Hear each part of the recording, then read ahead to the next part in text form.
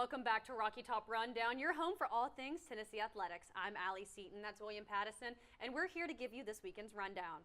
That's right, Alli. It was an action-packed weekend for Rocky Top athletes, and let's dive into the highlighted moments from the Vol break.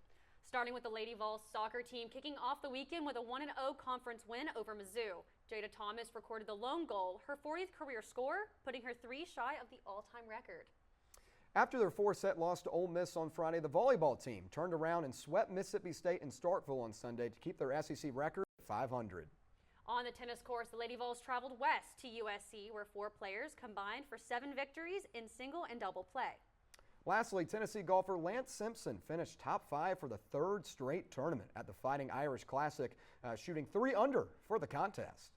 As for football, it was a Saturday full of upsets. 10th-ranked Michigan lost to unranked Washington. Number 9 Mizzou got destroyed by Texas A&M, and of course, number 1 Alabama fell to unranked Vanderbilt, the first top 5 win for Vandy in program history. As for the 4th-ranked Tennessee Vols, they looked like a completely different team and not in a good way. Let's take a look. The first score of the game went to the Razorbacks after taking advantage of a confused Vol defense like this play right down the middle. Arkansas made it to the 1-yard line before kicking a field goal, making it 3-0. With the ball back, the Vols just couldn't respond, which would become a theme for the night. Nico Iamaleava passed a squirrel white down the side, but the Vols were forced to punt. On the other hand, the Vols defense did some work, notably with this massive sack led by Jenkins. The second quarter was largely uneventful with a missed 44-yard field goal from Arkansas with 2 minutes left in the first quarter. Things did start to look hopeful coming out of the half when on 3rd and 4, Nico hands it off to Dylan Sampson, who did what Dylan Sampson does. He took it off for one of the biggest gains of the game before he was tripped up at the 4-yard line. Then he did it again with a quick run from 4 yards out to finally put Tennessee on the board, making it 7-3. The defense was locked in as well coming out of the half, keeping Arkansas right where they were and then back some with this beautiful sack by James Pierce Jr. that would force the Razorbacks to punt. With the ball back and the offense charged up, Nico Iamaleava delivers this dime to Chaz Nimrod to put Tennessee at Arkansas's 45. A few more passes and a penalty on Arkansas would then put Tennessee at the 4-yard line, where Dylan Sampson will battle for his 2nd rushing touchdown of the night, putting the Vols at a comfortable 14-3 lead. Arkansas would come back, though, making their way down the field, scoring this rushing touchdown that would bring the Razorbacks up to 10 against the Vols' 14. With the ball back, the offensive line just couldn't hold it down, leading to this sack on Nico that would ultimately force Tennessee to punt. The Vols defense managed to hold the Razorbacks from a touchdown, but this 23-yard field goal would make it 14-13, with the Vols just barely hanging on. Things only went downhill from here, however, when on the last drive, one last run would put Arkansas in the end zone, making it 19-14, and a failed 2-point conversion would give the Vols life with the offense getting the ball with just over a minute to go. Nico Iamaleava had one good play left in him where he threw a massive 42-yard pass on the run to Dante Thornton, who managed to hold onto the ball with 2 Razorbacks on him, which put the Vols at the 25. Another attempt to pass to Nimrod is thrown too low and nearly intercepted by Danico Slaughter, a familiar face to UT. In the final nail in the coffin, Nico Iamaleava was forced on the run, and on the 4th and 5 with no time left, he ran out of bounds, and the Arkansas Stadium floods onto the field with a final score of 19-14. Your Tennessee Volunteers dropped 4 spots in the AP poll from 4th to 8th, and while it hurts with Alabama and Georgia both at 1 loss, the playoff spot behind Texas is not out of the question yet. And while the Vols weren't particularly impressive on Saturday, the Vols have been very impressive in recruiting, and Michael has a little update for high school football recruiting. Thanks, Will. The Vols have been hot on the recruiting trail for the class of 2025, and here are some of the top guys in the Vols class. We start at the top with David Sanders Jr. Sanders is an offensive lineman out of North Carolina. He committed to the Vols back in August and is currently the 3rd-ranked player in the nation. Next up, we have George McIntyre, quarterback from Brentwood Academy here in Tennessee. The athletic QB is the 8th-ranked quarterback in the class and 70th ranked nationally. Lagonza Hayward is next, and he is the 4-star hard-hitting safety out of Toombs County in Georgia. He is currently the 6th-ranked safety in his class. Next up is tight end Deshaun Brame. Brame is a big-bodied tight end out of Derby High School in Kansas. He was committed to Oregon back in June, but after his visit to Knoxville this July, he flipped his commitment to the Vols, and we hope to see him make highlight plays like this in the orange and white soon. Rounding out the top 5 is Marion Dye, a defensive lineman from Elkhart, Indiana. Elkhart is currently ranked 13th at his position, but is quickly rising. Rounding out the top 10 in the class are 4 stars defensive lineman Ethan Utley, wide receiver Travis Smith Jr., edge rusher Jaden Lofton, offensive guard Nick Moore, and linebacker Jaden Harmon. With a handful of top 100 ranked players still uncommitted, you can expect the Vols to bolster up this already electric recruiting class and hopefully lead to some more exciting Saturdays on Rocky Top. Back to you guys.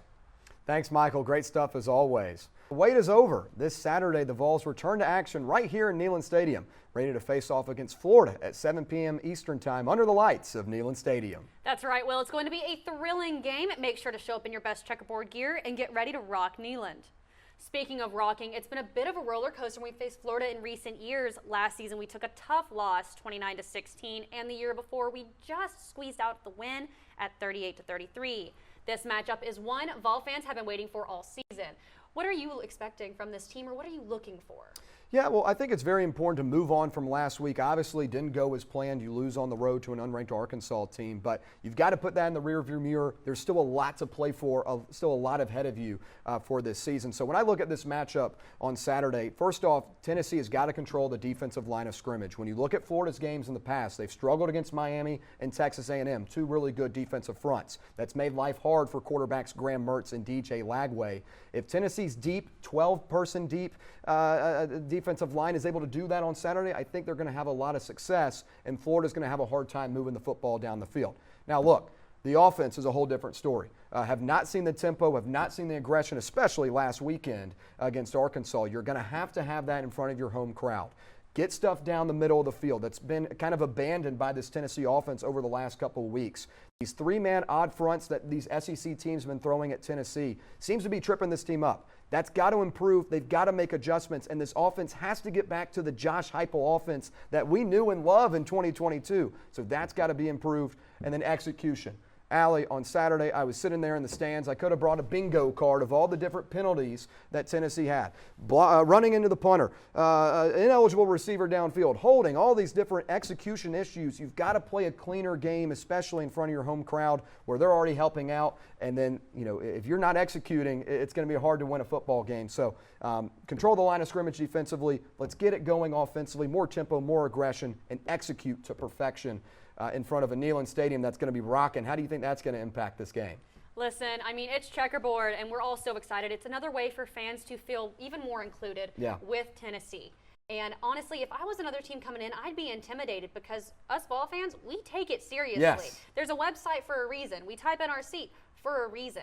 And if I look up and I'm playing Tennessee and I see orange and white and I hear Rocky Top blasting, I'm scared. Yeah. Look, there's a reason why that girl is leaving you on open. Put that phone in the pocket. I get there's Wi-Fi in Neyland. Make an impact. Make it Neyland loud. And on Saturday, everyone has got to chip in and make sure the Vols come out with a win. Vol fans did an amazing job lending a hand to Oklahoma earlier this year, and now Sooner fans have returned the favor. Prior to Tennessee's September trip to Oklahoma, various Vol fans on social media helped raise $5,000 worth of Oklahoma gear to give to local children's hospitals and charities around Norman. Just 2 weeks later, Hurricane Helene devastated parts of East Tennessee, experiencing some of the worst flooding and damage it has ever seen. Those same Vol fans who were kind enough to show their volunteer spirit and donate lost everything due to the hurricane. They turned back to social media and asked for help when OU fans responded. They quickly donated upwards of $5,000 back to the Vol fans in need and have even surpassed $30,000 as of October 1st. All funds are being tracked through X by Vol fan Bo Camaro. It is amazing to see fans from different schools putting rivalries aside and showing their support to help others in need. And our thoughts and prayers are with anybody who was affected by the tragedy of Hurricane Helene. That is all the time we have on this Wednesday's edition of Rocky Top Rundown. I'm Alli Seaton. And I'm William Pattison. Thanks for watching, and as always, go Vols.